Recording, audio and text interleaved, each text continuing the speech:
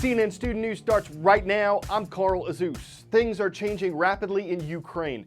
Yesterday, more Russian troops reportedly entered Crimea. It's a southern region of Ukraine where there's a lot of support for Russia. A Crimean official said things there were quiet last night. There were no signs of fighting. Ukraine's ousted president, Viktor Yanukovych, said he asked Russia to send in its military to establish peace and to defend the people of Ukraine. The United States is considering sanctions, economic punishments against Russia. It says Russia broke international law by sending troops to Ukraine. It's also offering money to support Ukraine's new government. Some of the ripple effects: Russia's stock market was down, Europe's were down, America's was down. Corn, wheat, and oil prices were up. Ukraine's a top grain producer for Europe, so a conflict there could disrupt that.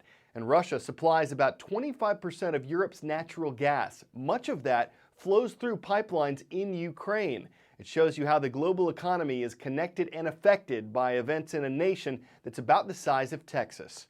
There have been a lot of questions about Russia's interest in Ukraine as well as the West's interest, so we could look at the map and we'll get a much better sense. First of all, a reminder here, Ukraine is in Europe. It's not a million miles away. The capital just a few hundred miles from cities that Americans travel to all the time: Rome, Paris, London. And look here, on its western border, 4 key American allies: Poland, Slovakia, Hungary, Romania, all members of NATO. And under NATO, the U.S. has an obligation, a treaty obligation, to defend them if they come under threat. Now, Ukraine not a member of NATO, but in recent years there's been a lot of talk about bringing them into a closer relationship. Let's get a better sense now of Russia's interest there. You look at Crimea. On the tip of that peninsula, the Sevastopol military naval base. This is the headquarters of Russia's Black Sea Fleet. It's their only warm water port. All the ports up north, they're frozen in winter. Access to the Black Sea, to the Mediterranean, the Atlantic, essential for Russia, and that's the first place that many of those 6,000 and even more Russian troops went when they crossed the border from Russia into Crimea, a reminder, sovereign Ukrainian territory. But let's look inside the country as well, because there's a real split between East and West there. Western part of the country here leans towards Europe. Only 5% of the population in these parts speak Russian, ethnic Russian. Eastern part of the country, 75% here, they speak Russian, they're ethnic, they feel the pull towards Russia. This part of the country feels the pull towards the West and Europe. Jim Sciutto, CNN, New York. From Ukraine, we're moving to Iran, a Middle Eastern nation of about 80 million people. Its Muslim leaders want that number to go up and fast. Iran's supreme leader says if people have 4 or 5 children and they're able to find jobs, they'll contribute to Iran's development. That jobs part may be the tough part. More than 18% of Iran's population is estimated to be living below the poverty line, and that's made some folks hesitant to have kids. Iran's population is still young, roughly 45% under 25, including these munchkins. But under an effective government family planning campaign designed to counter a baby boom during the 1980s, family size dropped drastically from 7 children to 2 today.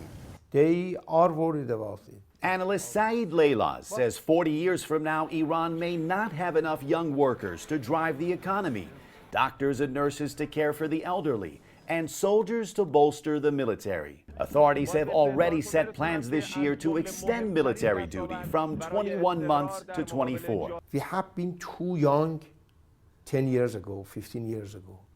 We are too middle-aged people, and we will be too old people 20, 30 years later.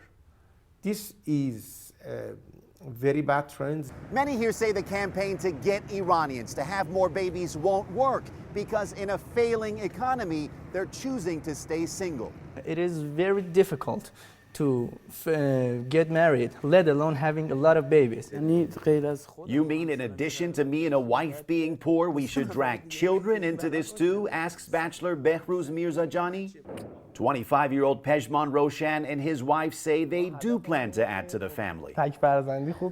An only child is not good, says Roshan. I don't want my society to be old. It keeps the economy from growing. For the Roshans, the biggest challenge is convincing their son. Do you want brothers and sisters, asks Dad. No, clucks Ali. Reza Sayah, CNN, Tehran. Time for the shout out. Which of these events occurred in 1957? If you think you know it, shout it out. Was it when the first satellite launched, Korean War ended, color TV was introduced, or Disneyland opened. You've got 3 seconds. Go. The only one of these events that happened in 1957 concerned a satellite named Sputnik 1, the first man-made satellite in orbit. That's your answer, and that's your shout-out. Sputnik 1 lasted about a year before it re-entered Earth's atmosphere and burned up, but thousands of other objects we've launched into space don't do that. They just hang out in orbit, spinning around the Earth until they possibly hit something.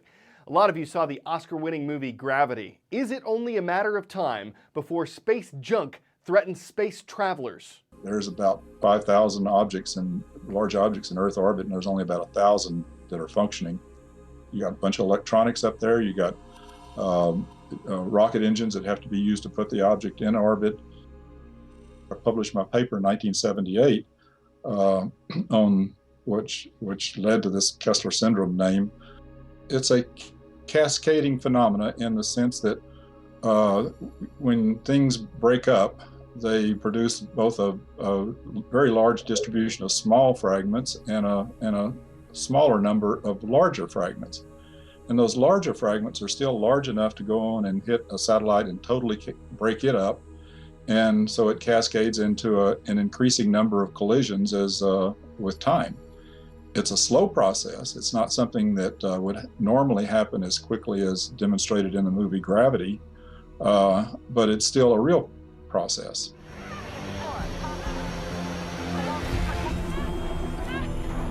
The film illustrated the larger fragments breaking things up, but at the same time there would have been a lot more small fragments doing things like penetrating the suits and causing leaks, or penetrating the capsules that the astronauts were in, causing leaks, making them uninhabitable. So, and that would be a much more probable thing to happen actually than the cascading that's shown. The space station was one of the first vehicles to be designed to be protected against orbital debris.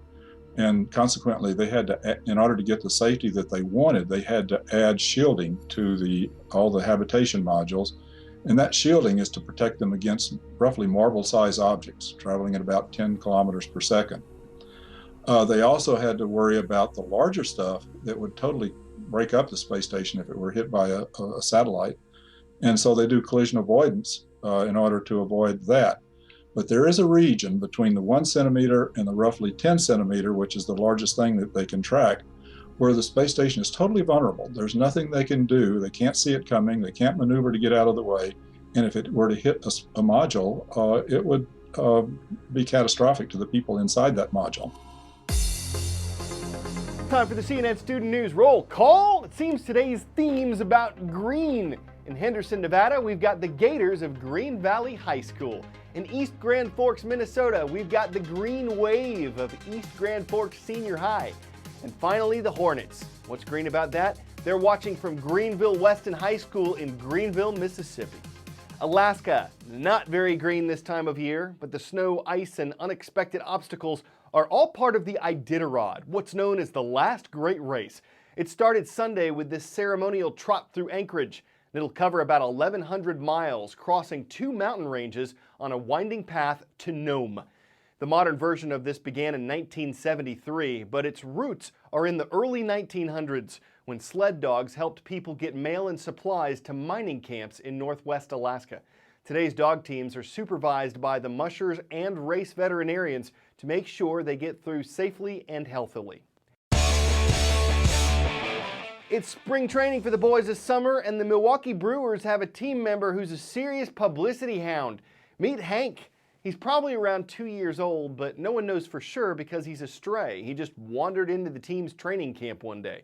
When they weren't able to find his owner, well, the Brewers just adopted him. Hasn't had one at bat yet, but Hank's already a star. The number on his jersey, 1. He came out of left field, caught the team off base, but seems to be having a ball. If the Brewers do well, we'll know what dogged their opponents, what made them pant, what got Milwaukee into the Howl of Fame. He's a regular Yogi Barka, a Steven Strauss bark, a Babe Ruth. He's an instant hit as long as he avoids the catcher for all K9 innings. I'm Carl Azuz, and I'm out.